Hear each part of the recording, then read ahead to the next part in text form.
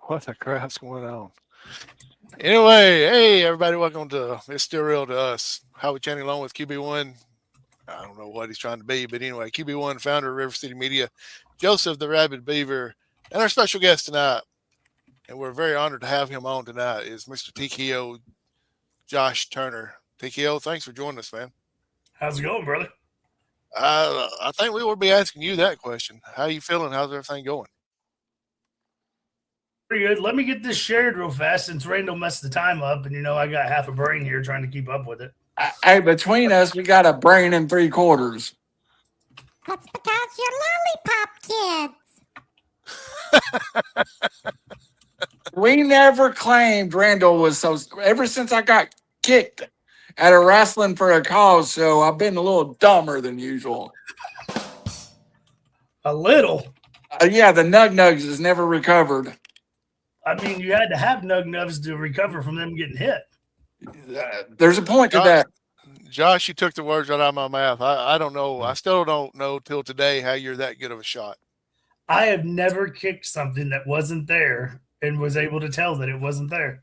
Hey, but you hit the air awful hard. And he lives to tell about it, guys. Look, You know I've been kicked in the nug nugs by Josh Turner and kidnapped by the Butcher Brothers. I'm How going about a hard life? Exactly. I'm going to publicly put this out there. Everybody asked what was the cause, and there's been a lot of causes of why my brain messed up. But you know what caused my brain to have so much damage that it shut down and I nearly died? Is I had to focus so hard on finding his nug nubs pause on his brain, I guess. Overworked my brain and caused it to malfunction. While he's there, let's make fun of him. Oh, never mind. I've never seen Randy be so happy about somebody coming up thinking he's going to give him a high five. The next thing he goes, whoa. It was great. Right there in front of Evan Golden in the world. That was your world's good. Why'd you? I mean, TKO, how are you feeling, man? I'm doing pretty good. Arguing with doctors daily. Me and the doctors are in a constant fight and argument of they want me to hold off. I'm ready to go. But then again, like when the doctor explained it, you don't stop and realize these things when you've been in this situation. I am, ready to go, slowly starting to do small workouts again, thinking I'm good to go. But then you accumulate the time. Back from the end of July to now, I think it's roughly a little over 5 months, going on 6 months. So if you just round it, say 6 months ago, I should have been dead. And I'm like, oh, well, it has only been 6 months. I guess you're right. Maybe it's not been that long. But when you're sitting in my position and, I'm alive against all odds of being told I was not going to be, it's like, okay, I've been here for 6 months. Let's get this rolling again. They want me to, they said at least a year is what they're wanting. I don't think it'll be a full year. I think I can do things in less than a year. Especially, I can't say what, but it's really tough because I've got some cool opportunities that I've had pitched to me. I've had to pass on. Obviously, they're still there for if I can ever get fully recovered and come back. And it's opportunities that I've had before in the past that I never thought would float back around to somebody like me in my position, in my age, and everything. Because that's the thing that a lot of people don't take into accountability, especially in this business, is age factor is a big thing. I'm 40 years old and I'm pinned together. And on top of being pinned together, I've now got half a brain.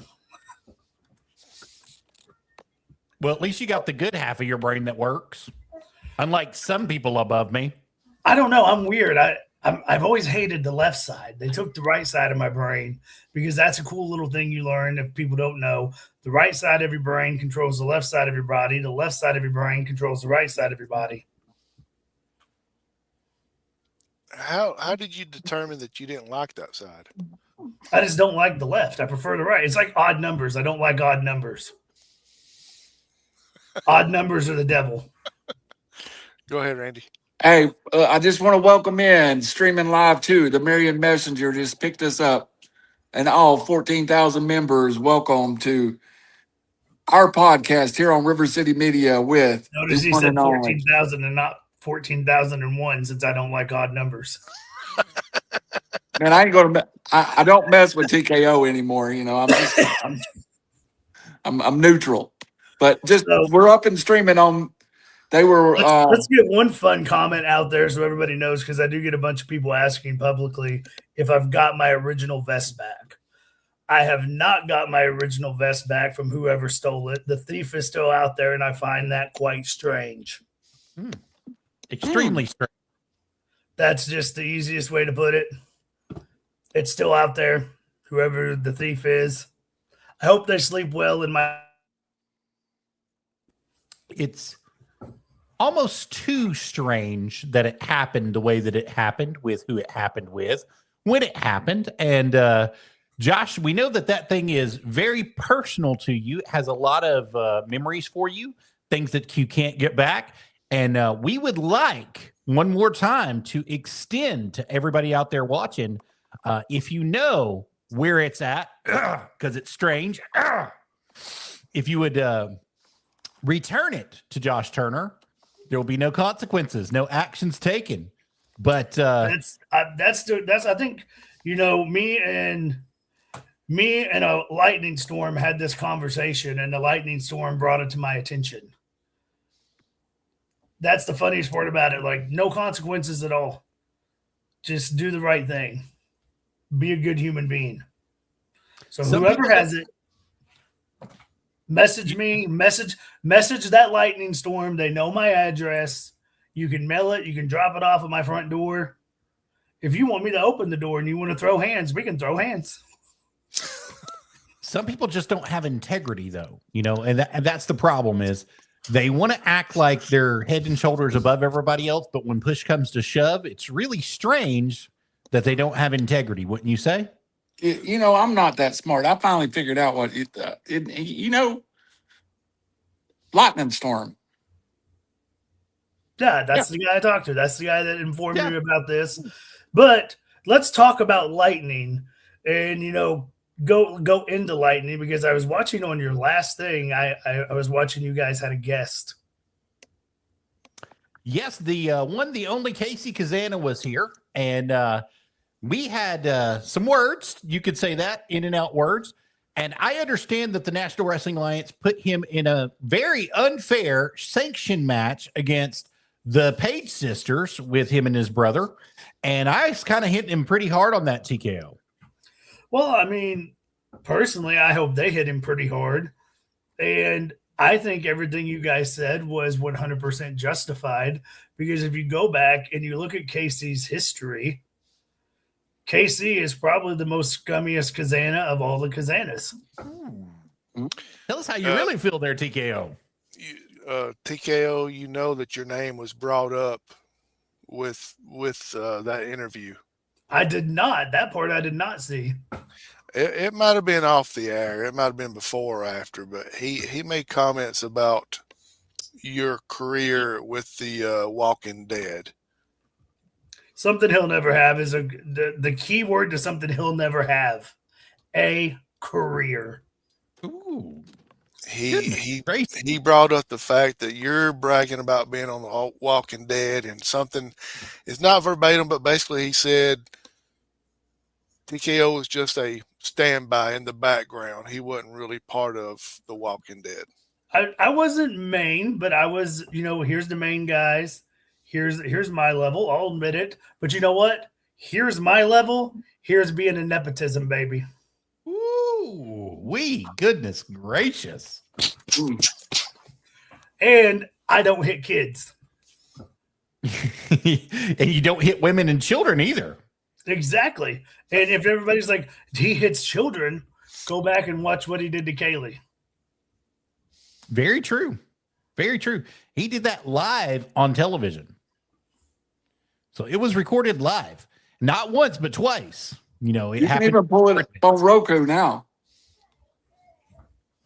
Sure can. Channel 208 on the Roku. So TKO, He's attacked Kylie and Kinsey. He's attacked my daughter. And see, as a father, he did it when you were at your weakest point. You had just had surgery. You had just gone through some stuff and you were on the road to recovery and you were not ready to defend her honor.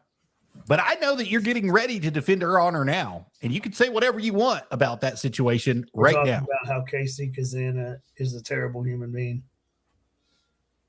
Do you like Casey Kazana? No. High five. No. What about Randall? No. I like that attitude. Just a little bit. It's bedtime. We'll go We back got to a Mom. hey, we got a thumbs up on that comment too. What do you want me to do? I can't go to sleep with you right now. Yeah. Okay, let's go to sleep right here. I'll help you.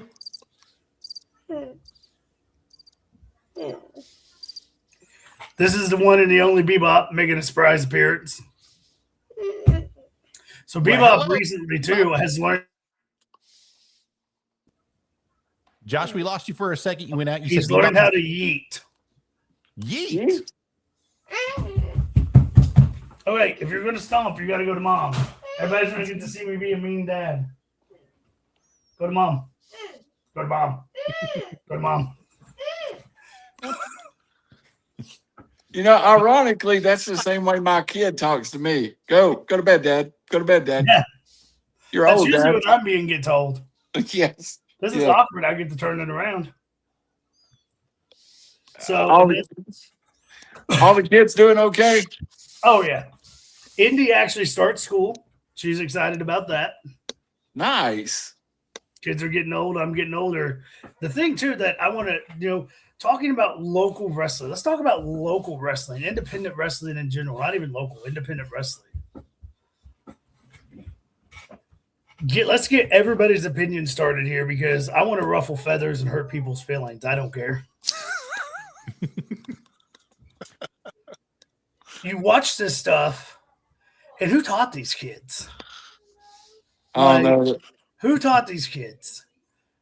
Some Like, people let's are call, this is thinking- going to make people be like, oh, you can't say that stuff.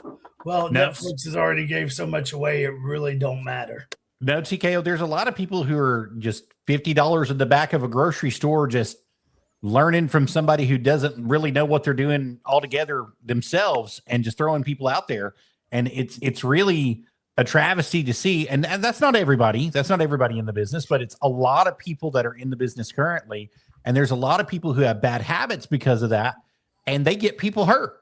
And like It's real bad. terrible. Like nobody believes in the word business is not a thing for this anymore. Wrestling is no longer a business. Wrestling is a popularity contest on social media. Well, There's selling no is brotherhood. There's no I got your back. It is a popularity contest on social media. Nobody knows how to construct it or handle themselves as a business. Hey, let me come do your show. You can't afford that? Well, here, I'll give you $5 if you come let me wrestle. I'll give you $50 if you let me be your champion. You know what? I want to be called an international star. I'll go to Japan, Canada, and Mexico for $50. That way I can put it on the internet and say I wrestled in such and such. No, that doesn't make you. I'm trying. How before I start dropping, how much trouble are we going to get when I start dropping F-bombs here? We'll get in a little bit, but we're okay. So how are you going to call yourself anything when you do that and you're literally paying to go do it? You ain't shit. Then they'll use I'm investing in myself. You're not investing in yourself. You're being a complete idiot. You're being a complete idiot and you don't know how to construct a business. So maybe it's a lack of training. Maybe it's a lack of different timing. But when I was trained in this business, I was trained not only how to work, but how to build a brand, construct myself, and market myself in a fashion that I wasn't going to be losing money to call myself a star and play to social media to pretend some fad. I'm going to be on social media and be a fad, and I'm going to be this big mega star, and I'm going to go and just be this biggest, baddest guy I can be. But yet, I'm not even going to get a 9 to 5 to cover my own ass and take care of my family. And I'm going to live in a tent with 6 other people. But online, I'm a mega wrestling star. That's what drives me nuts with kids today. Nobody knows how to market themselves.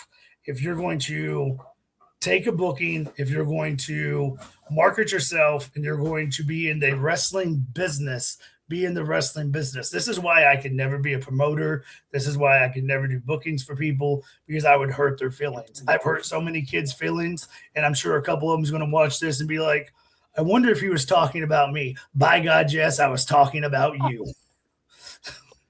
Hey, Josh, there's a question I did have for you, and I already had it down before we started this interview. I've never been at a show that you worked, that you didn't have a booth set up, that you didn't do publicity a lot of times beforehand.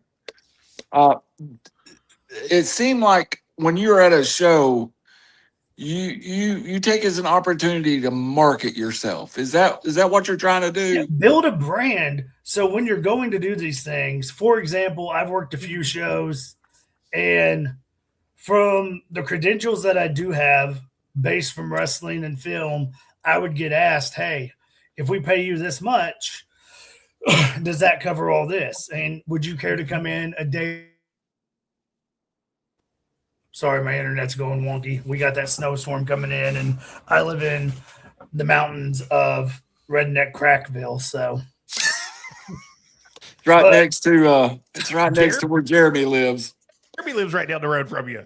Yeah. they would ask if I would come in early, and I would always say yes. I have literally been brought in by Walmart when doing a couple shows and sit in the women's clothing section because Walmart thought that was a good place to put me at. Pretty sure Joseph came by to that one. Of all the places to put me at, Walmart puts me in front of the women's clothes. I would think they'd put you in front of the athletic supporters. And I'm just like, hey, okay, we'll do this right here in front of the women's clothes. Promote. And you know what? Some people may not know what's going on, but you're still there. You're still marketing, and you take advantage of that, and you build a brand out of yourself. And you use that, and you take that to do your value. And as far as gimmicks go, the funniest thing I've heard even recently is I heard one guy, well, not even a guy, one kid get mad at another kid because he had a gimmick and he had too many gimmicks and he had a banner. And it's like, okay, why are you mad about that? What's wrong with that? He is out here marketing himself, selling that. That's making his money as a professional wrestler. He's getting paid to attend the show X amount of dollars. Now he's also marketing himself and branding himself and selling that to put that money into his pocket to pay towards his next events and to pay towards his next merchandise and to pay his bills and to feed his family. It's no different than if you look at it and you break it down in business terms, selling your gimmicks is the same as working overtime. Well, it's also return on investment. It's ROI because you've invested in yourself and you've invested in your brand and you're wanting to get a return on that. So each show you go to, you're getting a return on your investment. A little bit too loud. No, I think he's laughing at what I've done. I did that crap. I popped for that. And that's my rant about that. Then the other thing that ticks me off of these kids nowadays is I just saw a video of a guy get kicked in the nuts. That was me. Unfortunately, you did a better job than this guy. Hey, it wasn't hard to sell your shot, TKO. This is really going to make people mad. But like I said, Netflix has already ruined the whole thing. If somebody hauls off and kicks you between the legs as hard as they can, what are you going to do in reality? Oh, I know what that one done. Are you going to be able to stand up and float around and take steps and then fall down and then stand back up? No, if somebody kicks you blatant between the legs, we're all men here. You're done for. I drool. It just like the art of professional wrestling in itself has went so far downhill. And as much as I hate promoting even a certain scumbag, there's so many guys out there that I think are being overlooked that should be going more places. You got the ones that's on regular TV and stuff, but you do have a few natural guys left in this business that just love old-fashioned wrestling. Hey, that brings up somebody I wanted to ask you about too. Your old tag team partner, Ryan Manis. Do you miss tagging with him? And he just seemed like a guy I love being in the ring. I love Ryan. Ryan's one of those ones that takes passion in it. And Ryan would be one that would be on the I'll shoot straight. Ryan would be on the middle ladder of what I'm talking about. I wouldn't put him up high. I'd put him on the middle ladder. He's still got some kinks to work out to where he's the squirrel on crack at times, and he'll admit that. But, you know, one of the prime examples of guys that you don't see around enough is, and I'll give two names. One you guys know, one you guys might not know, I don't know, is obviously AJ and Casey. Look at AJ. AJ is the prime example of what an old school professional wrestler should be. Dude looks like a bear. Dude wrestles like a hoss. And then look at Bullwhip Ballard, if you know who that is. Oh, yeah. Yeah. These guys. But instead, we're out here seeing the new age dawn of guys that are the size of my forearm that, God forbid, you try to market yourself or have a gimmick, sell a gimmick table, and you're not playing Pokemon or Dungeons and Dragons in the back, or trying to text some girl on Facebook, or I should stop there before I get other people in trouble with my comments and ruin more careers. That's very important, because when we were taught, it was a different time and a different era, right? We were always taught you're professional. Professional is the first word in wrestling. You are professional. So you have to make yourself professional, whether that's at the tables, selling merchandise, selling tickets, putting up chairs, running security, doing camera work. Whatever you've got to do, you are professional at that point in time. Even if you're not on the show, if you're just doing cleaning toilets in the background, you're professional first at what you do. And as soon as you get that in your head that you're professional, other people start to see it, and then they start to believe it, and you move up in the business. But it's not being taught anymore like that. I hate to say this, and I hate to come off and be this guy, but I'm going to be this guy for you.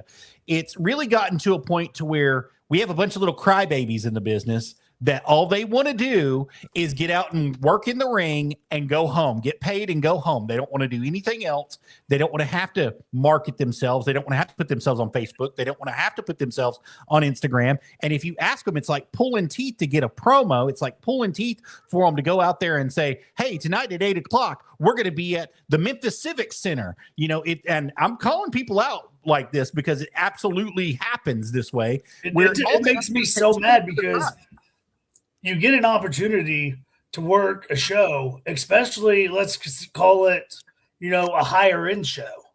And you see these guys on these shows and you see these great posters and you see these great events.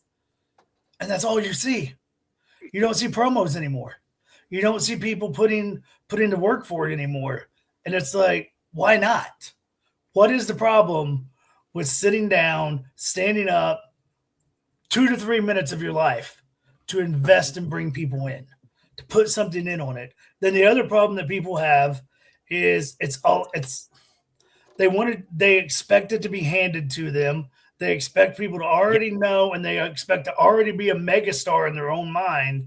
And God forbid you give anybody in this business, whether they've been in it, the guys that's been in it a while will actually sit there and talk to you and be like, hey, brother, yep. And we can construct each other. But one of these younger kids or mid kids, you go up to them and you're like, hey, let me explain something that I saw out there. Now they're sitting in the corner crying, or they're over there cussing you, or they're trying to spread, this bad image of you. Yeah, he chewed me out. They can't take constructive criticism. They can't take no for an answer either. It's no, you shouldn't do this. There's a reason why I'm telling you no. It's because you're not only putting yourself in danger, you're putting somebody else's life in danger and their livelihood and your livelihood in danger. And then you're also putting the promotion in danger by doing XYZ for certain things. And sometimes that's a very important thing to have is your mind may tell you, yes, you're going to do this. And you might go out there and defy the promoter or defy whoever. But I remember a time where if you defied the promoter and went out and done something, good luck finding a new place to work, because they would call everybody within 200-mile radius, 300-mile radius, and blackball you. Say, hey, this dude's not a good worker. We told him not to do XYZ. They did XYZ, and he's going to do it to you too. And then you'd have to like run outside the territory to even try to find one of the best ones I can tell you about that's my gal Amazon, and I'll talk to her, and you guys should definitely have her on sometime. We should. You're the right. Stories that she can tell is amazing, but me and Amazon's been in places and up and down the roads, and ran with Tracy and others, God rest his soul, and the things we've seen back then is nothing to now. And I'll say it, and it's going to hurt feelings, and I don't care.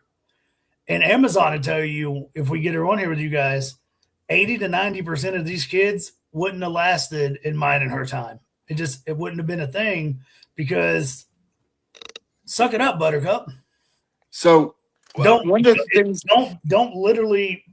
It drives me nuts. Is these guys like? It makes me so mad that you're going out here. These guys are, and this is going to give away to one that watch this and are going to get their little panties in a bunch. And I really don't care. I can literally cut my leg off, have 2 more brain surgeries, lose my left arm, and cut out my right eye, and still beat them if I have to. And what that is if you're not in a position to take care of yourself and your family, stop taking wrestling bookings for no profit.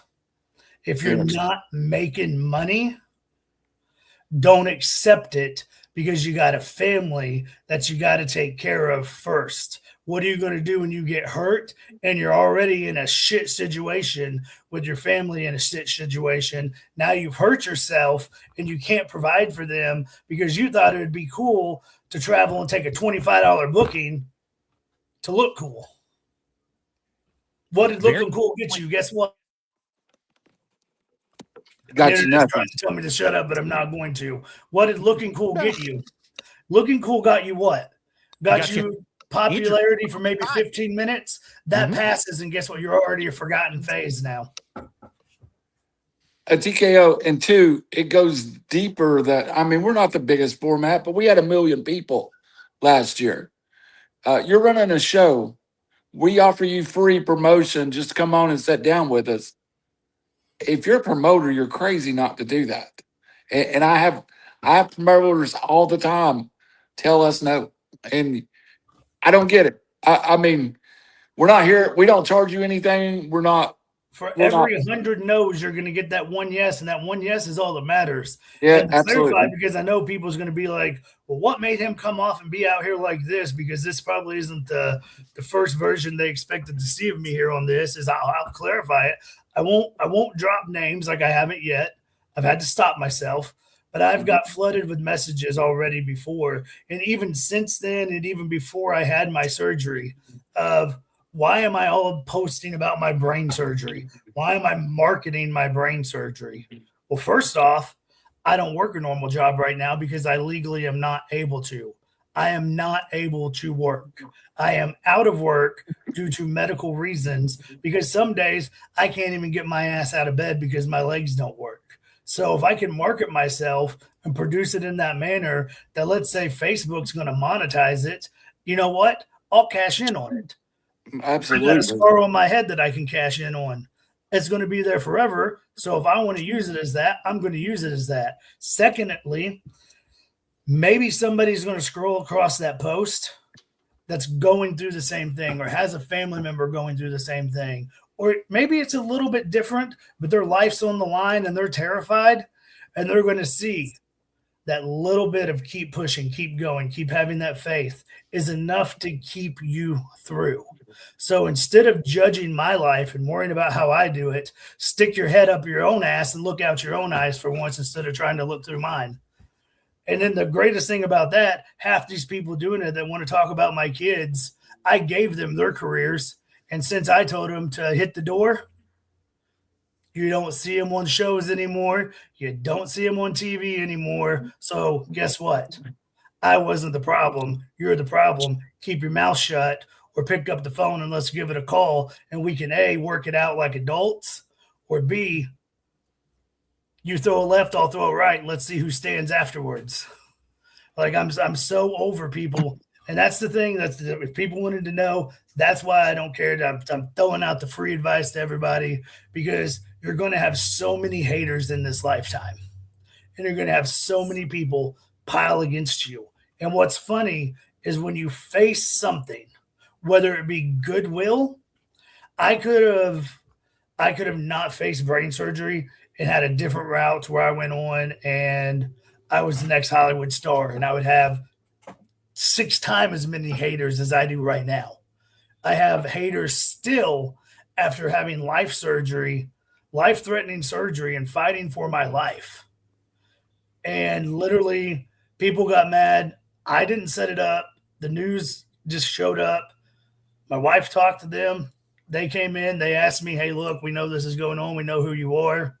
Would you be comfortable if we shared this story with you? Because it could help somebody else. As soon as they told me it could help somebody else, sure. People's going to probably call this a lie. I have a couple friends that can confirm this, but I won't ever let them because if you don't believe it, I really don't care. After that news story broke, I'm laying in that hospital bed and I wake up the next morning to almost like 100 plus people standing in the hallway of this hospital. And my nurse comes in and she goes, you have like 100 plus visitors. Why? I don't want anybody. I had nobody come stay with me. And it's not because Sam didn't want to. It's just, we had young kids. The floor I was on would be in brain surgery and being life-threatening and them not knowing what it was. It was too dangerous. They didn't know what it was. What if it was some kind of infection that could have spread to her and spread to the kids? So I chose to spend 4 months alone in a hospital, wondering if I was going to live or die, being told every day I would wake up to the doctors coming in telling me, and a couple people were there to even hear it themselves because they couldn't believe it when they heard it. We're in the same position we were as yesterday. We're just waiting. Unfortunately, there's no hope for you. As you know, we're just trying to find a way to do this surgery. And my surgery was supposed to be considered a suicide surgery that was going to allow them the opportunity to inspect my brain and use it as advanced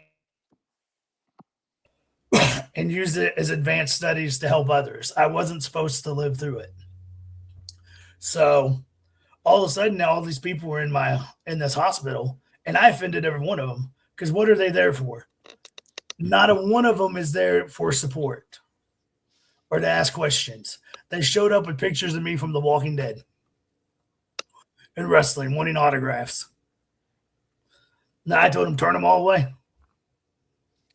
Like, that's just how it is. You're going to have people that turn against you or people that want to manipulate you and make you the bad guy. Stop worrying about it. Start taking things realistically and treat everything in a business aspect to your mind. Is this going to be something that takes you from here to here and produces you at a better level and makes your parts good? I'm alive now. If I'd have signed all those autographs, they would have been worth nothing. If I'd have been dead, that would have been great for all those people, but still it wouldn't have been anything. It wouldn't have served a purpose. Absolutely. And Josh, you mentioned something at the very beginning of this when you were talking about stop taking bookings for nothing. There's going to be times in your life where you have to accept a booking for nothing. But once you understand who you are and your worth, and you know what you bring to the table each and every time that you're out there, you can start naming your price. And eventually the word will get out. Once you start moving, and you move more than 30 miles from your house, you move 100 miles, 150 miles, 200 miles. You just start traveling and working circuits. You make a point. Let me. I'll backtrack on myself to help explain that better, to give an insight on that. So most places get trained by places now. So it's not being like, oh, you trained me. Whoever trained you and stuff like that, definitely pay your dues. And there's a couple times you're going to work for them for nothing because that's part of your process. So yeah, do that. It's not, oh, TKO saying don't ever help a benefit. TKO said don't help brain cancer funds now. TKO said don't help such and such. TKO said screw wrestling for a cause. Don't know. If it's a good cause and it's a thing that's going to help somebody in a situation like that, that's different than wrestling for free.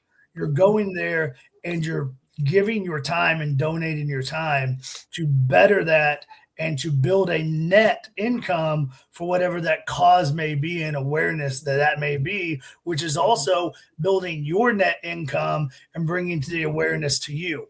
So you might not be getting paid, but you are actually still turning it into a profitable situation for the cause, for the charity, and for yourself. So therefore, you're still not wrestling for free like a bunch of these goofs are. TKO, think of this. You brought me to Wrestling for a Cause, and I'm going to be serious for a minute.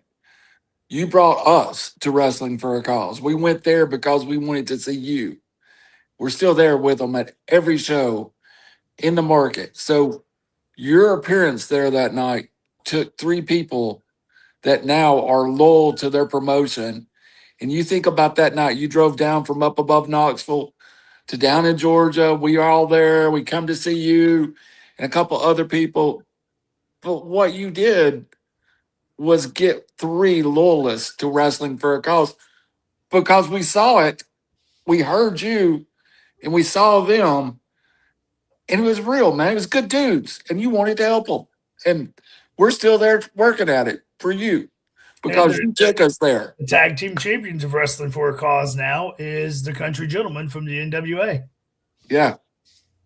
Yeah. And we got to see Max Abel get a snake thrown on him. Yes. Got to see Max beat to death with a kendo stick by a girl too. It was wonderful. Yeah. But so since we got through Mad Me that went off on everybody, because I wanted to clear this and let everybody know that way, maybe now all these people that want to send these messages and whine and cry, or, oh, I still hurt their feelings, or I won't be seen with him. Well, I don't want to be seen with you in the first place. First off, you look like shit, you smell like shit, and you're a shit person. So I don't care if you like me or not. I don't want to be around you. I felt like he was talking about me right up to that last sentence. I thought he was talking about me. It doesn't bother me. Like, always like crap. So the greatest thing is I've went on to do my thing. People still talk about me. I still show up places. I can still appear on TV. I still get invited. I don't hit them up. I get invited to Comic Cons that ask me to go. Let's see. I can name more and more things that, oddly enough, none of these people get. So cry me a river, boo-hoo.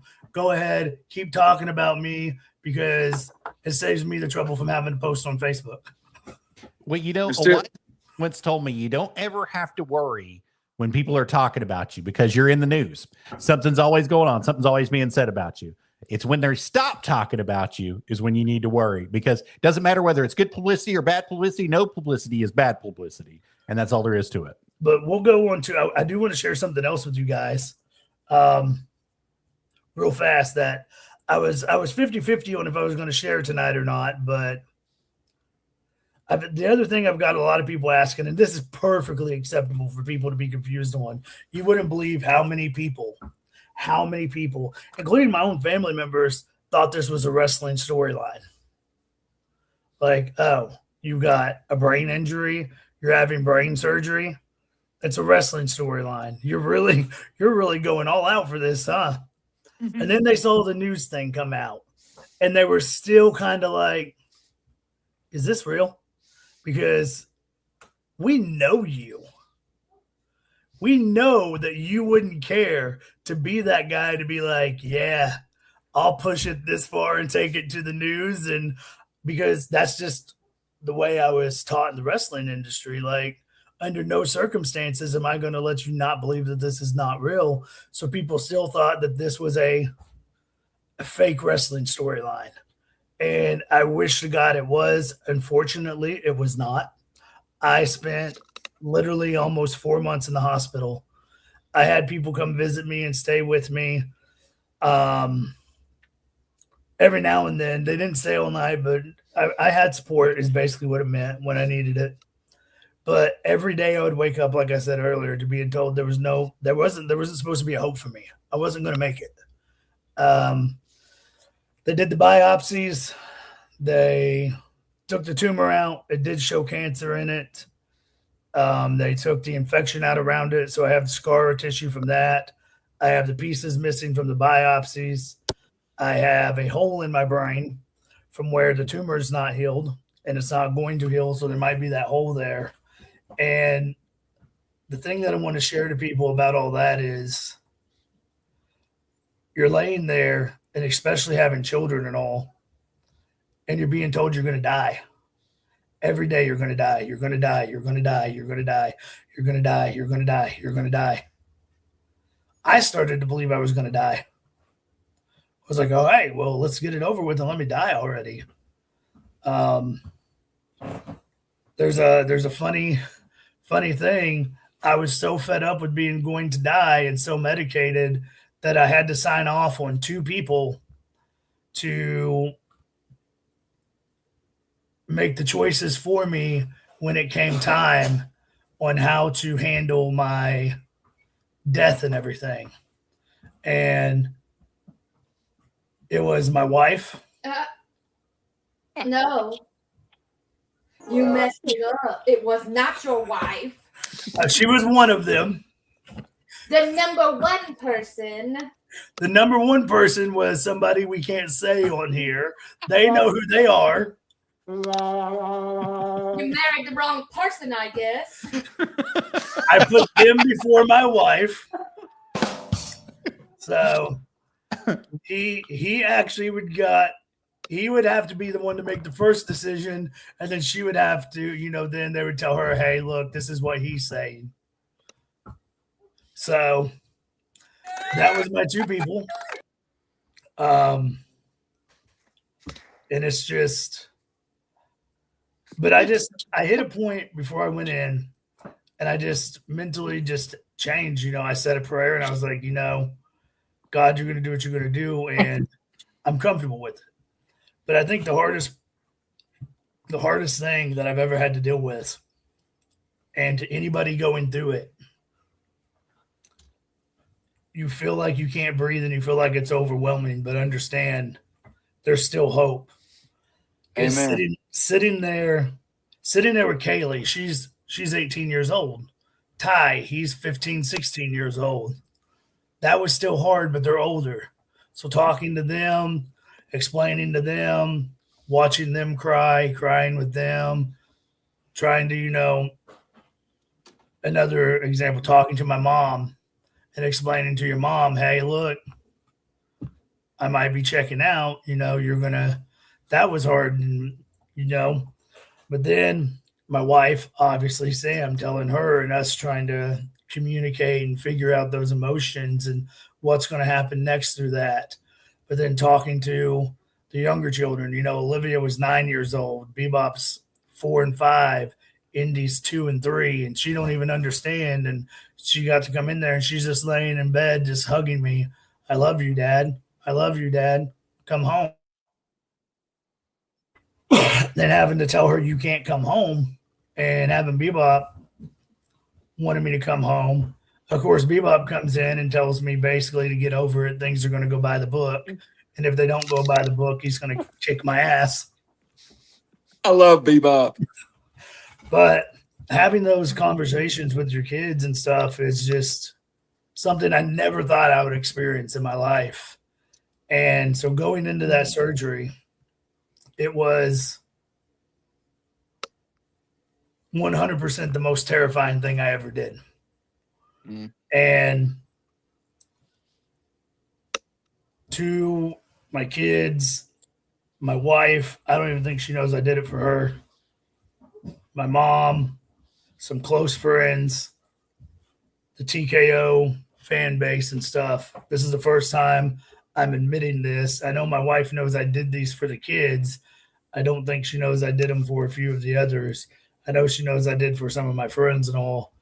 I don't think she knows about the ones for her. It was so confirmed, and I never even informed. I can't talk. I never actually told her or told anybody. it was so 100% confirmed that I was going to die that I had signed off papers on it for them to use my organs, to use my brain, and that it was a done deal. Like, hey, you know, I'm not going to make it. We're going to go in. You're going to do your best. Obviously, the best isn't going to be good enough. Spend as long as you want in there to do it. Let them know. And it was done and over that I filmed videos on my phone, and they're still on my phone. And I happened to click on one the other day, and I saw my own face in this video of facing death and telling the people you love the most that you're not going to be there the next day, that this is the last time they're going to hear from you. And I have those videos for each person. That don't be surprised if I just randomly to the ones that are watching their for send them to you. But those moments are real, and we got to stop and think about that. Those moments are real. And during those moments, as hard as they are, and as I'm sitting there facing that, I'm still trying to be a support system for the 30 or 40 people that's messaging me with their problems. I'm still trying to ignore the 10 or 15 people that I could literally publicly ruin their lives right now, messaging me, cracking jokes, thinking it was funny that I was going to die and my kids weren't going to have a family anymore. And I'm still telling them, that's cool you think that way. I don't care. So no matter what you go through in life, no matter where you're at in life, until it's 100%, 99.99999 means nothing. Don't stop. Don't give up, because I'm living proof that there is a tomorrow if you have faith. And my hair has been growing back. I haven't had a chance to shave it some. Ow. Yeah. Unfortunately, it was not a show. It was real. It is real. The return process is, doctors are saying no, 100% no. They're telling me if I wrestle again, as of right now, I would die almost instantly. The impact from falling could jar my brain. Getting hit in the head, they don't know what could happen to me. Does that mean anything to me? Obviously a little bit, because I have my kids and family, but 100% no. I don't take no for an answer. So I'm not saying this is the end. I'm just saying, unfortunately, it might be a little longer than what we expected it to be, but we're not going to give up, and we're going to face this trial together. And I still may pop up places time to time. I still may come hang out at places time to time. You never know where you'll see me. But I will be back, and I will be back in that ring, even if it's for one last rodeo. I know I at least have one last one in me, but I think I got, if done right, and if I listen right, and we can get this whole to form correctly in my brain, we got some left in the tank. We're not on empty yet. Those nugs, I still got to bust at least one of them. Hey, TKO, I think I challenged you to a War Games at some point along the way. So Team TKO versus Team Randall. So maybe down the road we just have to do that. Oh yeah, and I already know you pick idiots like Max Abel on your team. No, I wasn't my first choice. What, Evan Golden? We'll talk about it later. Two I like biggest it to be a- losers. One of them ran out of Tennessee because he was such a loser. Hey, all I'm gonna say, there might be some people build from Bucksnort in my team. I'm just saying. You know what? All I'm going to say is the only good thing about your team is people need to eat more beef. I don't eat pork. Everybody's like, why eat more beef? Well, because Ladies and gentlemen, it's the cold hard truth. There's enough heifers in this world. We can get rid of a few. One serious question, if I can get it out. Hold on, say we got something about the war games real quick. Oh, AJ Kazana says, "Let's hear these war games teams." well, look, I was thinking I would go with a beginning of Evan Golden and Michael Gabriel. Pronounce their name. Okay. I thought I would start with the occult, kind of. I would take the country gentleman, of course, but I don't think I have a chance to get them. Maybe I'd like to see how Mr. Manis feels about Mr. TKO. See if he'd like to join my team. And lastly, but least, there's some gentleman that floated around that called himself TKO Max, and he had a running partner that I might just have to make a phone call. So You're you gonna have picked Several, absolutely because you're gonna terrible end up people. with the Fruit Loops if you keep this up. Hey, you don't like my team? No, and you do know a team is like 4 to 5 people. You picked 9. Well, I figured. But we know handicap. you can't count because of the time the show is supposed to start. That's because his brain's fried. I thought yours was, but my goodness, this dude's brain's fried up here. All right, TKO, give me your team. Who would we How many face? people are we picking? Let's go with standard war games. 4 people on a team. Can it be anybody? Anybody.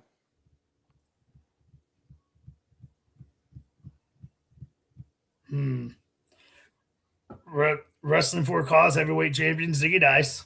Oh, nice. Good choice. Good choice. Chase Stevens, former TNA superstar. That respectable. Chase is a good friend of mine. Chase is good. A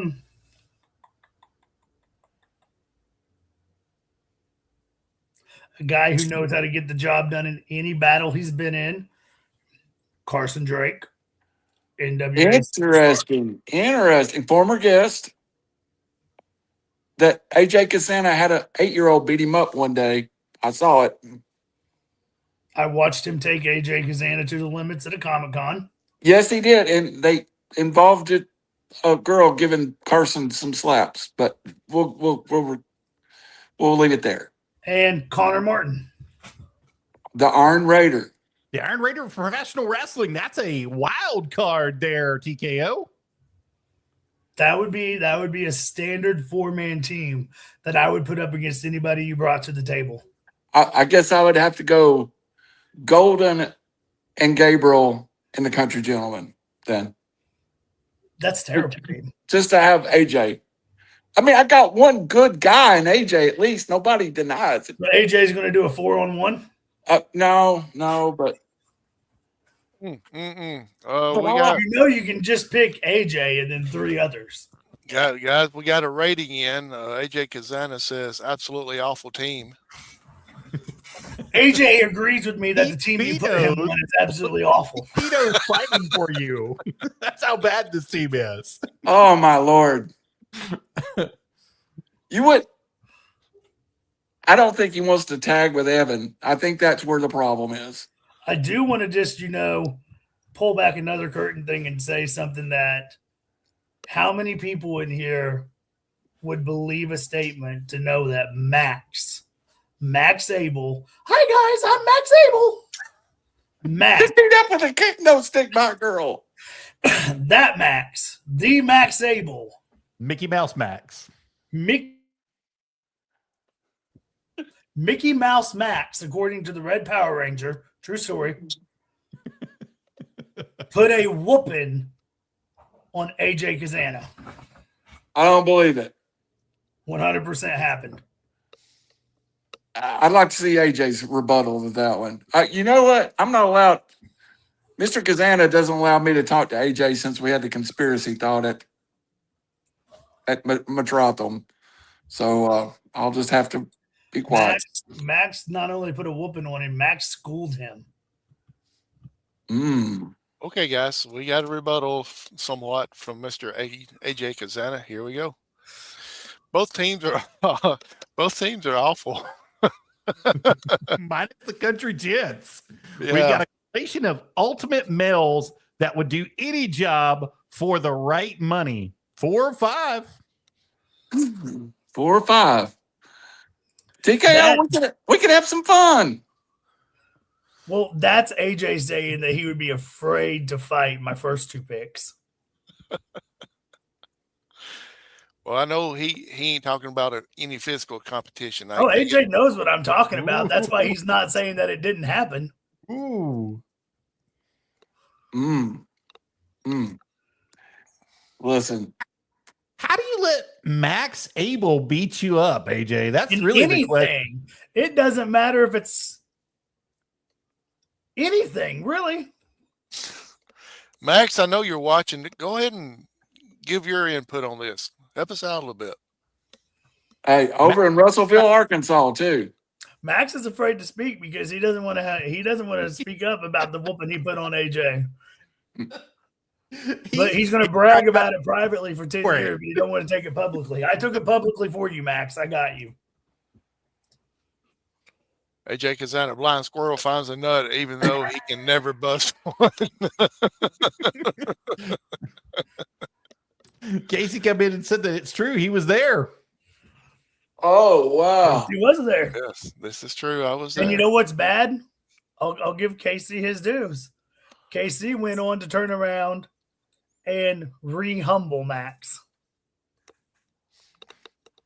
You know what? This whole scenario is just really messing with me. Hey, Is it the voice of Max, or is it just the whole thing that you don't see it happening? I remember. Whoa, Max is chiming in. I mean, it did happen. No, he said, I mean, it did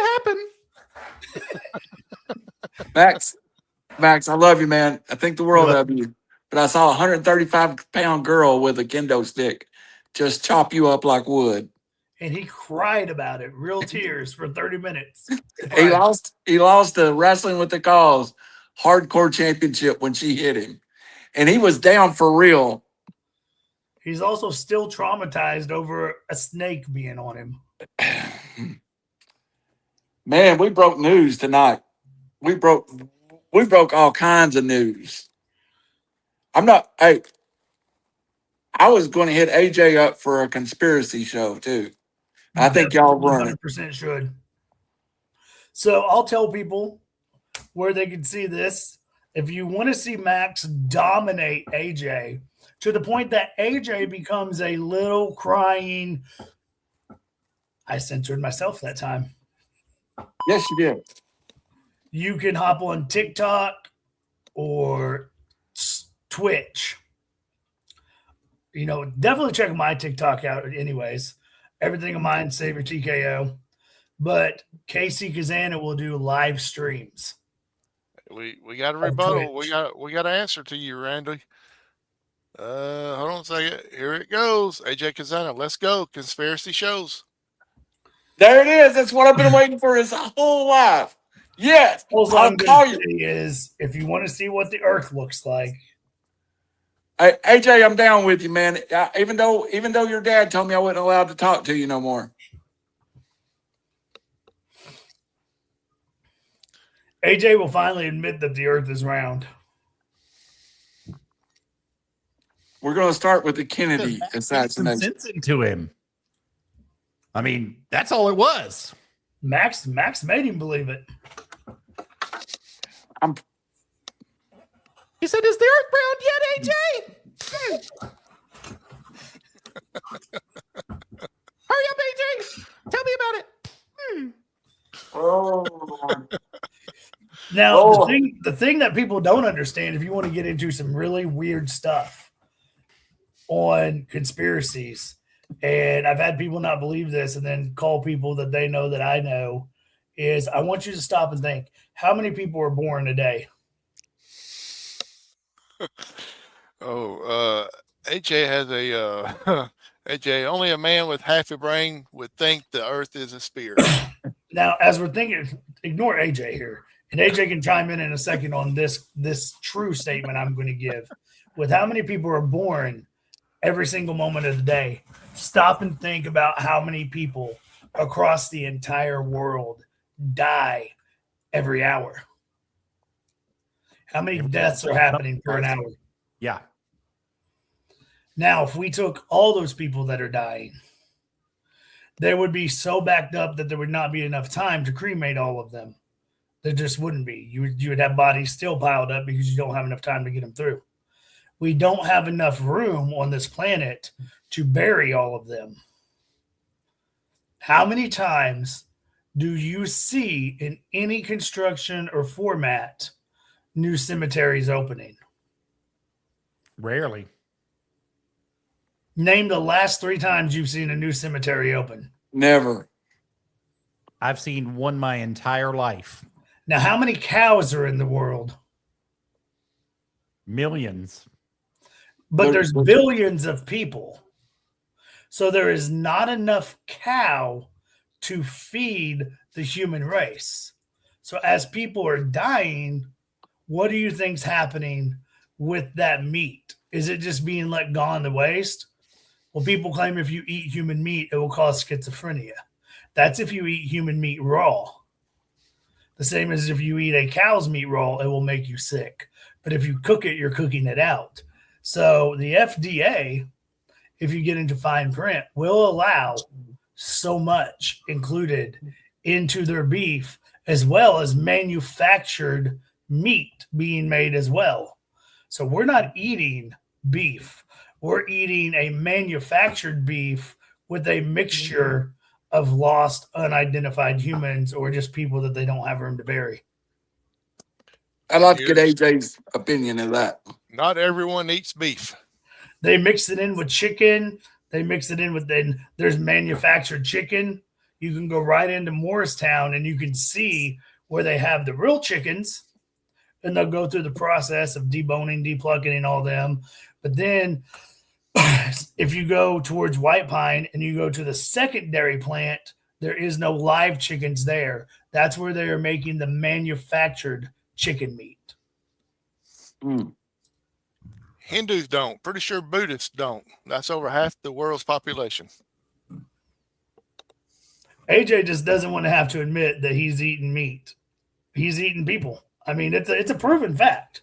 And then the other thing is, look up how, let's go with McDonald's. You want to look up one of the worst things you'll see? Let's look up how a chicken nugget's made. I like me a chicken nugget. Go through. I'll start sending you the stuff that I send to my daughter and everything then. He's part of the Nug Nug Club. Are you kidding? I'm a nug. I will change your opinion on all of that. And Taco Bell can be explained. Taco Bell, no. No, there's no explaining Taco Bell, especially the way it comes out of you. And literally, Wendy's has manufactured meat as well as horse meat, as well as the FDA. And I think in the FDA, I don't know if it's changed. It used to be up to a 9% rate of human DNA can be in your meat.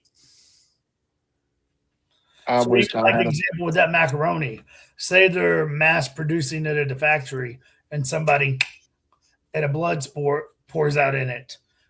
They don't have to throw the whole thing out. They will go through a cleansing process, but they're not going to throw out hundreds of thousands of millions of dollars in it or go through and search if it's already in there and try to find it. It's already packaged. It's already gone.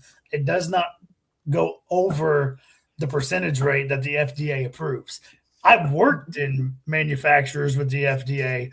I've worked in a cake factory before and had it happen, seen it happen firsthand. And I'm like, whoa, don't you think you should go in there and find where the cake mix is that has the, and they're like, no, the FDA will allow us to have that in there because it was only a few drops and it's going to mix in by the time it's done.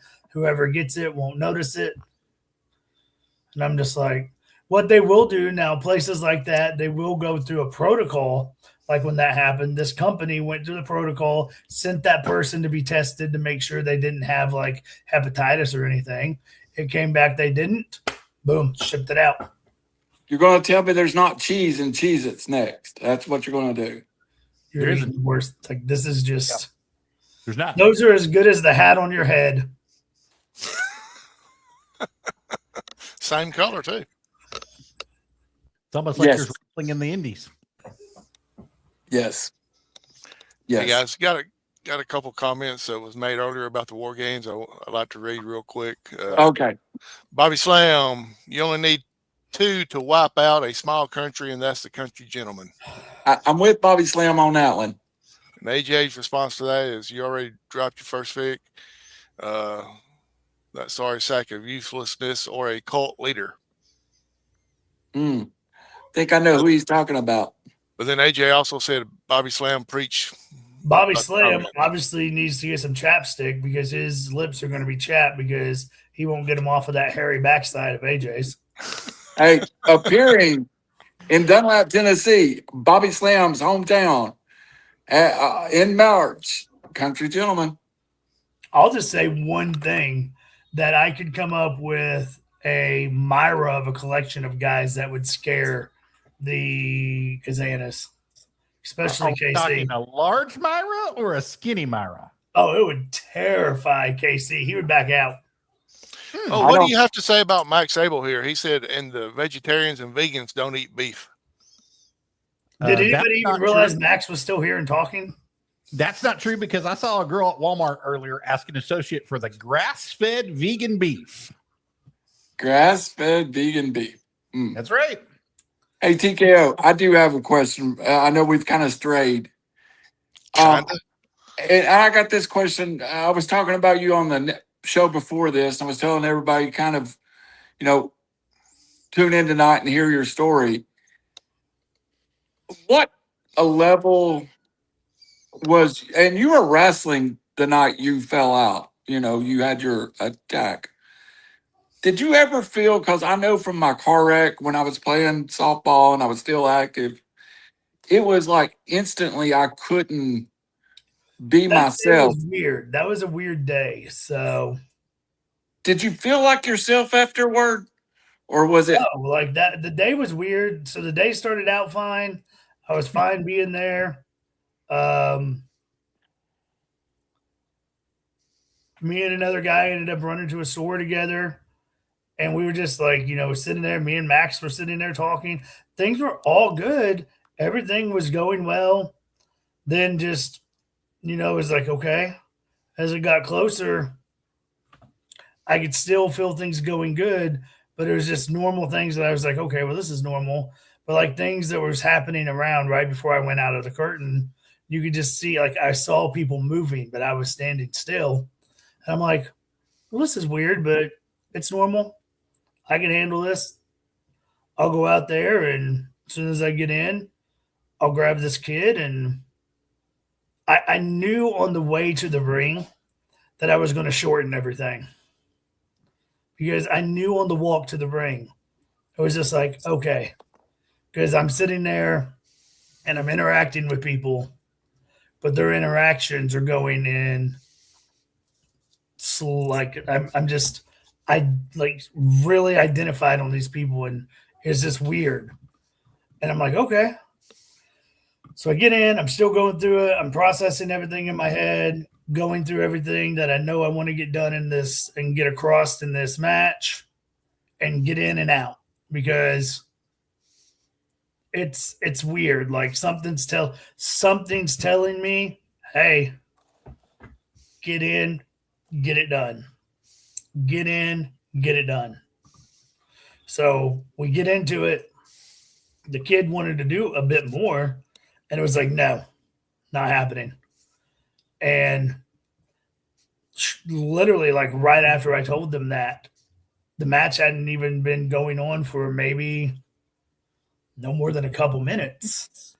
I remember walking to them and I collapsed. I mean, literally wasn't being hit or anything. If I remember right, and AJ can tell me if I'm wrong because I can't remember it too well. I just remember collapsing, and I grabbed my leg, and I said, I pulled the ref in. I said, I've rolled my ankle. I broke my ankle. And he's like, what? I broke my ankle. How do you know? How do you know, TKO? I can't feel my ankle. I can't feel my leg. I broke my ankle. Tell the kid this, this, and this. We got to get this done. I broke my ankle. I got to get out of here. I broke my ankle. I broke my ankle. And I wasn't going to let it be done like that. So I rolled over and I grabbed onto the kid and I reached out and I'm trying to feel this kid. And he's right in front of me. And I know I was grabbing him, but I couldn't feel him. So I'm sitting there, where you at? And he's like, you got me. You got me. And I come up. I tell him, take this. And I hook him for a suplex. And I remember I go to lift him, which I had my ankle protected, so I thought I was good. The moment I got him up, and I put myself at risk to keep this kid safe because I wasn't going to hurt this kid on my watch. As soon as I'm up, everything's gone again. He comes straight down. I do everything within my power, and he does his to make sure he does not land on his head, which causes more damage to my side. But I was not going to let a kid get hurt on my watch. I remember laying there and I look over and I have no feeling. There's just like literally nothing there. So I army crawl, throw an arm across, 1, 2, 3, and I grab the ref again and I'm telling the ref, throw the X, throw the fucking X, throw the X, throw the X, throw the X now. And he's like, are you sure it's that bad? I'm like, the whole left side of my body is shut down. Like my body's in shock. I've snapped my ankle completely. I'm assuming it's like, if you remember when Sid Vicious snapped his ankle. Yeah. I'm at this point now thinking, okay, I've snapped my ankle that bad. Because I've broke my ankle before. I've rolled my ankle. And even when I broke it pretty bad, it's put my leg in shock, but I was still able to duct tape it together and go on. This is now the worst I've ever broke my ankle in my life. It has sent my whole body into, my system is now in shock because everything is broke. And so they get me out and I'm trying to get to the back. A guy named Billy Tipton was there, and Billy Tipton and Joe Kazana are the reasons I'm alive today. Billy checks me out and I'm like, dude, it's my ankle, it's my ankle, it's my ankle, it's my ankle, it's my ankle. And he looks at me and he goes, your ankle's fine. He gets my boot off. He goes, your ankle's fine. Sit here for a moment. I will come right back around to you. Let's see how you're doing. Because, I think he's like an EMT or something. And he was watching me because Joe wanted to come talk to me. And I'll keep Joe's words remotely private of what we said. Long story short, it was abundantly made clear that I was going to get off my fat ass and go to the hospital right then and there, or there was going to be big repercussions from Joe personally to me on a personal level if I did not go to the hospital. So obviously I was not going to have that argument, and I guess I'm going to the hospital. And then Billy came back by, and he was like, how's things going? And I was like, I was trying to talk, and my talking was going off. So I think it was AJ. AJ hollered at Dalton McKenzie, who, if you've never seen Dalton McKenzie, Big boy. check him out, look him up. This dude is, when I say massive, massive is an understatement. He gets a hold of me, takes me to the car, and me and Brandon go to the hospital. I go in, and me being me, I'm now arguing with the hospital in Knoxville, Tennessee at Fort Sanders, and they're trying to explain to me this, and this, and I looked at the nurse and told her to shut the F up, that it's literally just got to be my leg and ankle. Stop doing all this extra BS. And they're getting mad at me. I'm cussing them. They rush me straight back past the ER, put me on this table in this big room to where they might have to do emergency surgery. and I'm trying to sit up. They're trying to force me down. I'm cussing and arguing. So Brandon takes my phone and calls Sam because at this point, nobody knows what else to do. So, it's like maybe we should call his wife and maybe she'll talk sense into him. And she gets on the phone, and because Joe's in the process of running the show, she gets on the phone and abundantly tells me what she thinks and that I better listen or else. And to quit being an idiot in nice terms. And the nurse looks at me and goes, "We're down to 30 seconds. We have to get this injected in you." And so, with the consultant of my wife, I say, "Sure." And they put this, it's some kind of stroke medicine they put in me.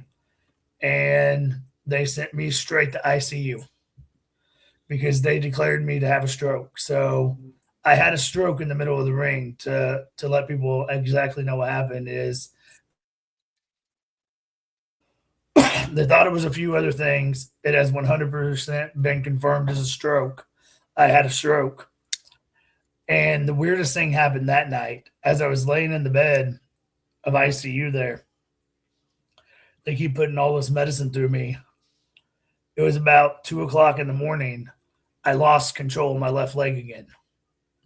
It felt like a fish out of water just doing this. And so I'm just like, oh God. They told me if this happened that it was more than likely the medicine counter-reacting to my body and I was going to die, is how this was explained to me. So I grab my leg and I'm trying to hold it down. And I'm instantly in panic mode. Like not trying to be fight or flight, but I'm in fight or flight because I know I'm dying. My leg is now doing exactly what they said would be one of the signs for death. All of a sudden, my left arm just goes blah, blah, blah. And I just take a deep breath and I look up, God, please no. Somehow let my kids and family know I love them. And I just feel everything just going. And I can feel myself stop breathing, that I reach over and I just start mashing the call button. Last thing I remember, I was gone. I woke up. I don't even know how long later it was. I woke up to this nurse over top of me, and she's like, "You're here." I was like, "What?" She was, "We thought we were going to lose you. You had a reaction with your blood. You had a massive seizure. You tried to swallow your tongue." She was, it was a pretty terrifying moment. I was like, my first question was, well, do I get to go home tomorrow so I can make the next show? And she was like, no, you're not going home for a long time. So I ended up, what I was supposed to only be in ICU for a couple of days, I ended up staying for quite a while. And from whatever happened, I literally couldn't move. Like, that was the weirdest thing ever. Could not move, could not lift anything. And they would do all these weird, and I'm just like, I can't move it, don't feel it. Nothing's there. And you're very active on social media. And after the accident, you went quiet for quite a long time, but you probably wasn't able to post or it was even. weird. And I found out the only thing I hated about it the most, but it was fine because I could feel it on the right side, but I couldn't feel the left side, but it hurt on the right side, is they don't do permanent catheters anymore. So I had to have a total of 9 catheters. That's a nug shot. And what stopped that is I told them not again. And they were like, well, Mr. Turner. And I was like, I got this hand. I literally forced myself around the bed, used a bar to pull myself up to show them that I could stand up to hold a jug to pee. So a crazy thing too, everybody asks, how did I get to come home so early after having such a massive, I had 2 brain surgeries in less than 2 weeks. You made them let you go home. There was an incident with the first hospital that you hit him with the bedpan. Close. That's actually close. The incident with the first hospital is being investigated because I got kicked out of it because the social worker came up and wanted me to sign a bunch of photos, and I told her to go F herself. So, because I was 2 hours out of brain surgery, and you want me to sign autographs for you and your staff. So I 100% was a prick and told her to F off and go F herself. It was not no more than, and a close friend of mine, she's my personal nurse. She's my second wife, Amy. She was there with my daughter, Kaylee. It was no more than an hour after that. They kicked me out of the hospital. I still have blood coming down my head. They were supposed to take me to the MRI to double check it because I had bleeding in my brain still. They didn't even do that. I could have died. They sent me on the sidewalk. They sent me on the sidewalk and kicked me out of the hospital. But it's all good. UT Medical Center took care of me and did a really good job. But I got out Only of TKO. Only you has that story. Oh, nobody else. Only you, man. I got out of UT Medical Center so quick because they actually wanted me, and I would still be there right now if I did this. They wanted to send me to a nursing home. And I'm like, I'm not going to a nursing home. I got kids. Well, you got to go to it. I'm not going to a nursing home. I'm not doing this or that. Quit suggesting it. You're pissing me off. I want to go home. Well, we can't let you go home. You got to do this, this, and this. So the neurosurgeon came in and they're like, here's our problem. We're sending you home. You have to be able to walk a lap around the floor, the neuro floor I was on. And as you can see here, this is my cool wheelchair. This is my wheelchair I got. I have a walker too. They're like, I stood up and they hand me this walker and they're like, if you can take the steps with the walker and do this, we'll start the process of you going home. So I got this dude trying to yank me up like this from PT, and this girl's over there standing and waiting. And I tell the dude to let me go. And he's like, no, you're getting up on my watch. I'm putting this belt around you. And he goes to put this belt around me, and I literally took him by his face and shoved him into the wall and told him to get the F off of me. I didn't want his stupid effing belt on me. I wasn't having it. I refused it. And I pulled myself up. I stood up. I used the walker to pull myself up because I had to have something. Once I got up, I'm looking at this walker, and I'm thinking, if I use this walker, they're not going to let me go home. I know they're not. So I took it, I picked it up, and I sailed it across the room. It's about the time you got dismissed the second I just took off walking. And they walked behind me, and they're like, you're going to fall. I'm not going to fall. I did fall into the wall a couple of times and used the wall to brace myself. It wasn't like no macho machismo thing of I was Superman and made it happen. I was stumbling all over the place. I was on the wall.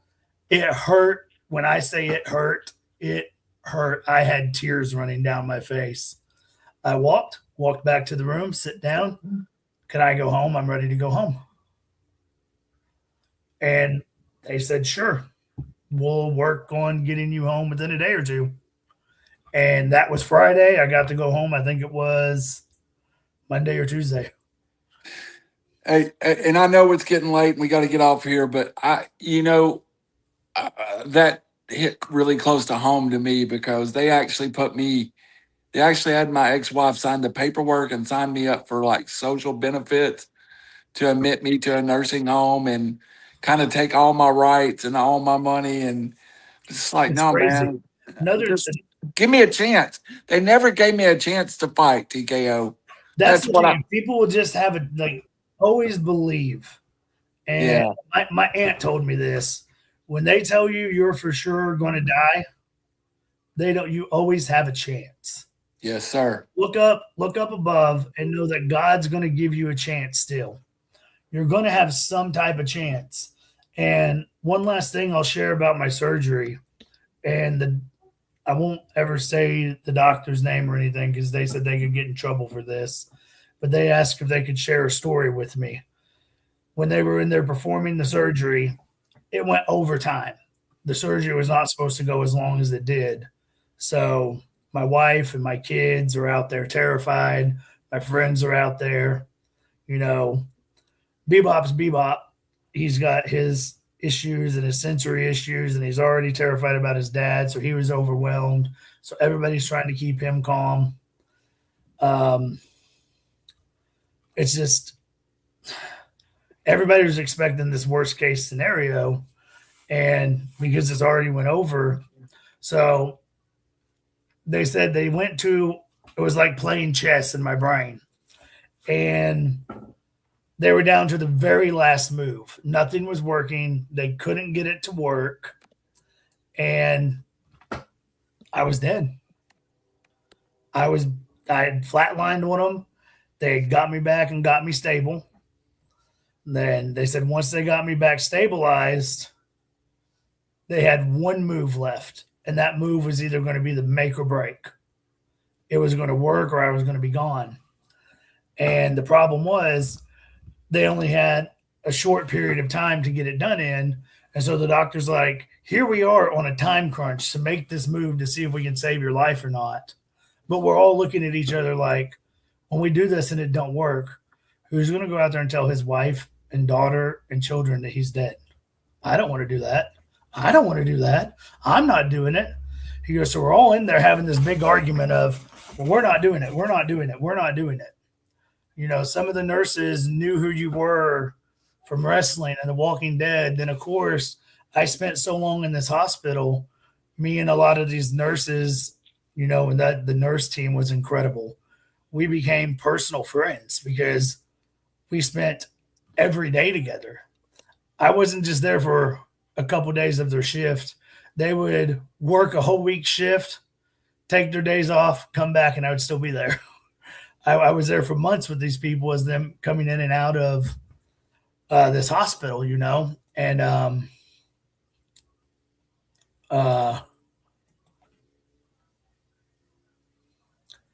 sorry, my brain, that's okay. So I would spend months with these people and we became, and they're in there with me. And one of them was like, if it comes to that, I'll do it, but we got to do this. And the doctor's like, before we do it, and they even said it wasn't their thing. They said they conjoined hands and said a prayer around me. Amen. And said it was just a quick, simple prayer of let God do his will, protect me. Don't let this be my end, and to let me be a light to shine a story. Let me share a message. If not to share a message to help others, let me have this story to use as to share a message to be there for my kids. That's a good excuse. He said they said amen. They were all in tears. They did it. Nothing was there. I was basically brain dead. And he goes, 5 seconds. He goes, 5 seconds felt like 2 hours. We're looking at this machine and we're looking at this machine and it's like, it's not hitting. It's not hitting. It's not. And there you were. There you were. You were back. You were good. They put my skull back together. And when I say they put my skull back together, they physically fully removed a whole piece of my skull off of my head. As crazy as that is to sound. And the crazier concept of all this too is it had been well known that I had major heart complications. I've had heart attacks. I've had high blood pressure. My heart rate would run nearly up into 200 to 300s. Since the brain surgery, my heart has been perfect. My blood pressure has been perfect. I don't take heart pills. I don't take blood pressure pills. That got fixed as well.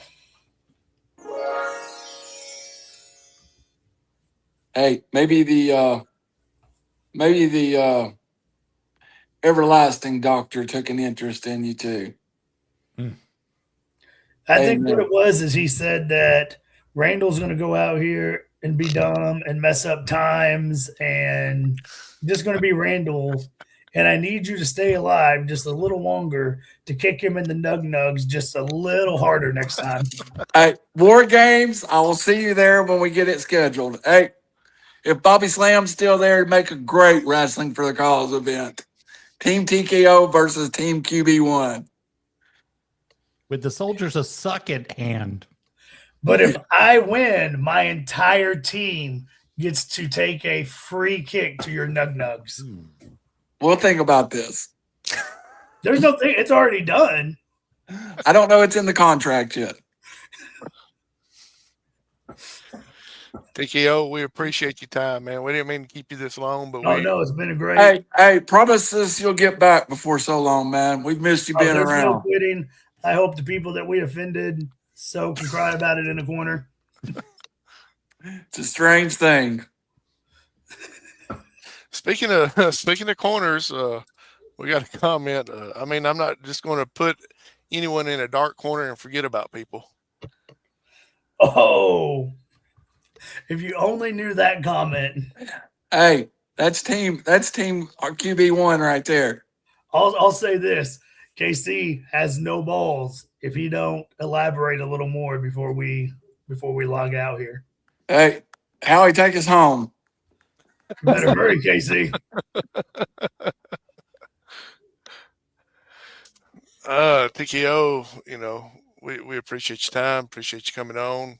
Like Randy said, hey, we want you back on here as soon as possible. Hey, Howie, you remember when he was in the hospital and you would text me and ask me to check on him and we'd send a text and you might get an answer 4 days later? I want to know one thing. One thing I did want to share real fast is like a final thought. Coming out of the surgery, and I've never had this happen up until now. And I'm going to take something serious and add a bit of mixed of something funny to it. After surgery, when I did leave the hospital, and it's still like this to this day, and it's one of those things, I guess it takes experiencing death and living to stand with death in front of your face and having it tell you, you were supposed to come with me, but I ain't going to take you yet. You got a second chance. When I got out, colors look different. Everything's different. The sky is different. The grass is greener. The sky is bluer. My kids don't look like my kids. My wife don't look like my kid. My wife don't look like my wife. They look more like my kids. She looks more beautiful than she did. Like people that are so close to me that I already thought were incredible were now even more incredible looking. It gave a new light to what true beauty and what true life means. And it's been that way. I've never got to experience, except for a couple bad flowers, what hideousness looks like. Like, does ugly look extra ugly now? And then here's Joseph Hughes.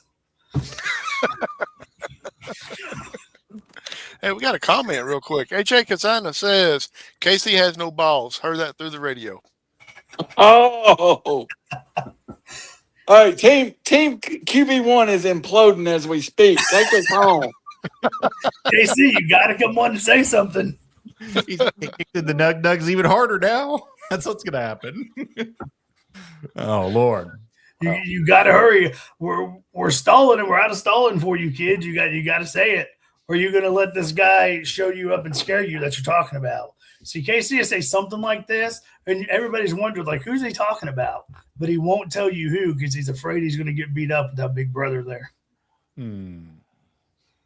That's not fair, TKO. We're going to pull it out of him. On the next episode of TKO is Real. Right? Let's just offend everybody. How long till my phone blows up? Were you talking about me? Yes. Oh, my phone's Are you talking about me? Yes. I'm getting texts as we speak. I'm just going to say, I think a couple of them tried to book the war games. I'm going to have to get off here and answer them. I'm telling you, wrestling for a cause. It's a sellout. Yeah. TKO, honestly, when I would text Randy, I'm like, hey, have you heard anything from TKO or not? Because I would send you a text and I wouldn't hear nothing. I'm like, oh gosh, if something happened, I didn't hear about it. So I text Randy and Randy's like, I don't know, let me text him. And then, like he said, a day, 2, 4, a week later, we might hear something then. So it would be like I'd have a whole group of network like waiting for me to answer. And then you would finally answer me and I would send it to the whole. I had a group made in my Facebook Messenger that was called the TKO Rescuers. And you would answer me and I'd say, hey, TKO's still alive. He just answered me. I do want to say, I want to let everybody know we're going to work together, and we definitely got to try to get Lady Amazon on here for you guys. Absolutely. We need to get some kind of. There needs to be some kind of. You need another guest. We got to try to see if we can work on. It would be good if we could pull a miracle off. Well, You we're call all- it, brother. You call and set it up and get the date going for us, and we will gladly So- accept the challenge. We'll try that one. Then I think you guys should have. Have you had AJ on here yet? We have not had AJ, but I've texted him a couple of times and talked to him, and that's going to happen. And me and him going to He's talk. got to get seriously. permission from his woman, is what it is. I'll call him out. AJ, set it up with them unless you're letting the world know that you have to have permission from your woman first, and you're afraid that she's going to yell at you. I even offered to talk football with him in Lifeway Christian. He's afraid he's going to get in trouble with this woman. He doesn't have permission from her yet. TKO, if anybody can make a miracle happen, I think it's you after everything you've been through, man. We'll definitely set it up. Hopefully people have eyes on you. People should keep an eye out on, independent wrestling in general. Amen. Check out the NWA. Obviously, they're doing great. But TNA is now on AMC. Yes, sir. So we know a couple of my boys work with them. So definitely check them out because a couple people that I'm very close to is very good in that company. Hey, maybe if we can pull a miracle off, maybe we'll go for something extreme after that. That sounds good. Absolutely. Challenge anytime you're ready. Hey, got a spot waiting for you on the panel. That's all I got to say. That can be something we can try to work into. Yeah, I'm gonna need some volumes if I got both of you. That's all I'm gonna say. Hey, TKO, a quick shout out before we let you get going. There's so many people to thank. Obviously, my wife and kids. They stuck by me and helped me so much through this. My mom, my aunt, my family. Boris Santino Morello, one of my closest friends in the world. Joe Kazana. Being real, don't care to say it. AJ and KC, especially KC. I honestly would say probably about 98% for sure KC spent more time at the hospital with me than anybody else. Probably actually shedded more tears with me than anybody else too, whether we did it together or we did it each in private. So just, so many people, including Max.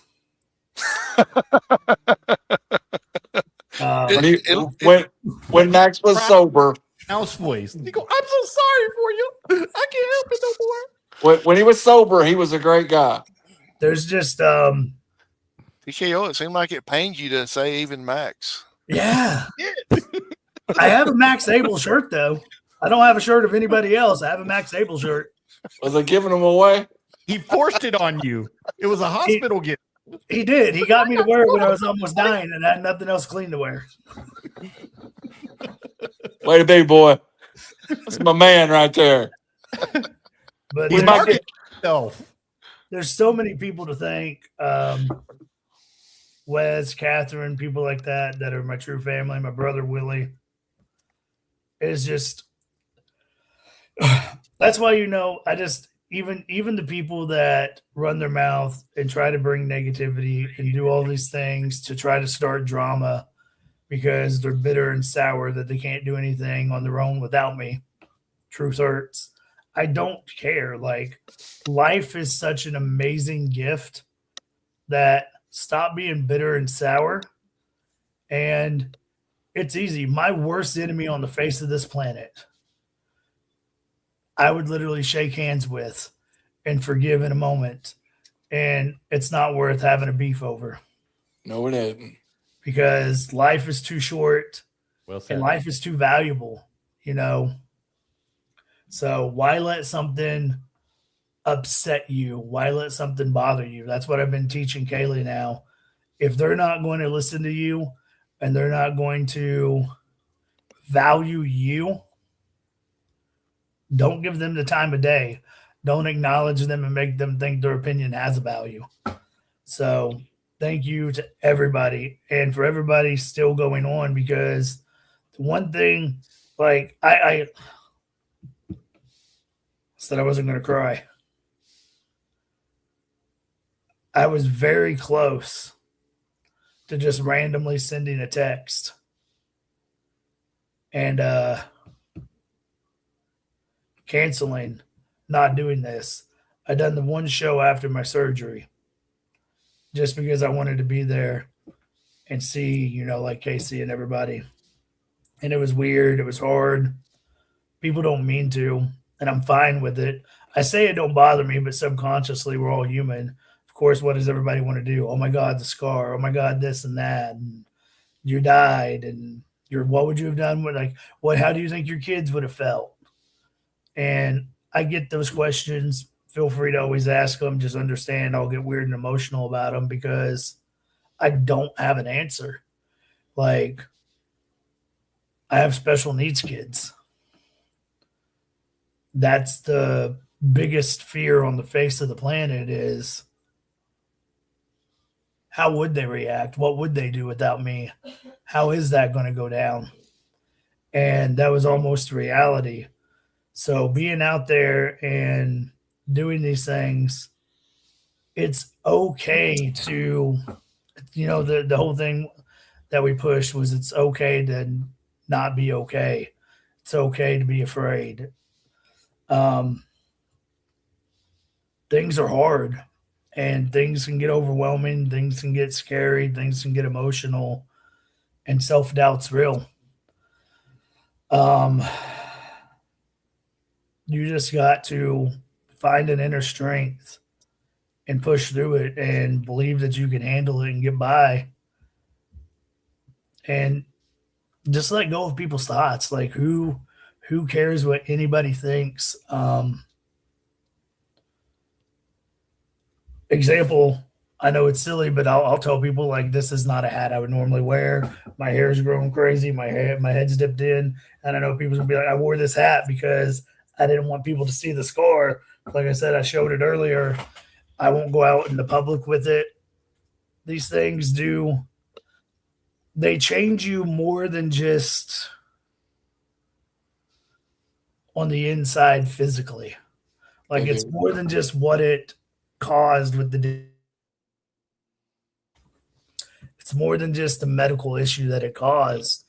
It's a emotional, personal adjustment, especially for anybody. But think of people that go out and do stuff like being in the light of people, being in front of people, being an entertainer. It's an adjustment that I'm working with, and there's good days, there's bad days. Don't be afraid to seek out and ask to speak to somebody if you're going through things mentally. Me and my neurologist have spoken about it, and I got no shame in saying that I said I would be open to talking to somebody, because not only does having the lack of brain firings adjust thoughts, medicines adjust thoughts, depression and stuff is real. It can make you not be who you actually really are. So to anybody out there that may have zoomed through this or listening, you're not alone. Talk to somebody. If you need to talk to someone, hit me up. You can find me on Facebook, TikTok, Instagram. And if you don't want to talk Messenger, message me and I will give you my personal cell phone number, and we'll sit and talk. We can cry together, whatever it takes, because things get overwhelming. Things get tough. We all face it. We all deal with it. Some of us try to hide of it. Some of us just try not to admit it, but it's there for everybody.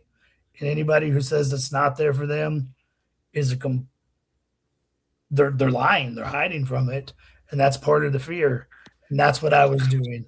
And that's why I'm trying to let that guard down now, to show people that even myself, oh, let's crazy this and crazy that and do all that. I have the same issues. I have the same struggles. There's nothing wrong with it.